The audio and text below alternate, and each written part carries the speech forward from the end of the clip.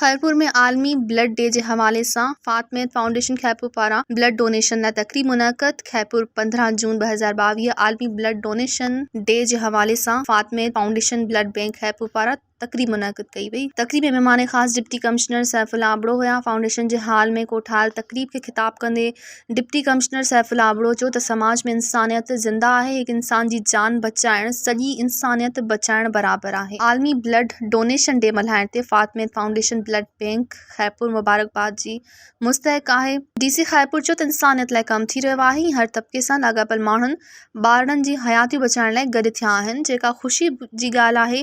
उन मौक़े ते थैलेसीमिया जे मुतासिर ॿारड़ी अरीबा शेख पंहिंजो वीचार वंडींदे चयो त ईद ऐं ॿियनि ख़ुशी वारे ॾींहं असां ब्लड डोनर जे इंतज़ार में हूंदा आहियूं त को इंसान असांखे ब्लड अतियो करे त असांजो साह हली सघे। तक़रीब खे ख़िताब कंदे फातमेद फाउंडेशन खैरपुर जे कोऑर्डिनेटर सैयद मुस्लिम शाह चयो त थैलेसीमिया समेत ॿियनि बीमारियुनि में मुब्तला ॿारनि खे ज़िंदगी जी ख़ुशियूं ॾियारण में फातमेद फाउंडेशन पंहिंजो मट पाण आहे। मज़ीद ख़बरनि ऐं तफ़सीलात लाइ विज़िट कयो असांजी वेबसाइट www.awamiNewsHD.com ऐं ॾिसंदा रहो अवामी न्यूज़ HD।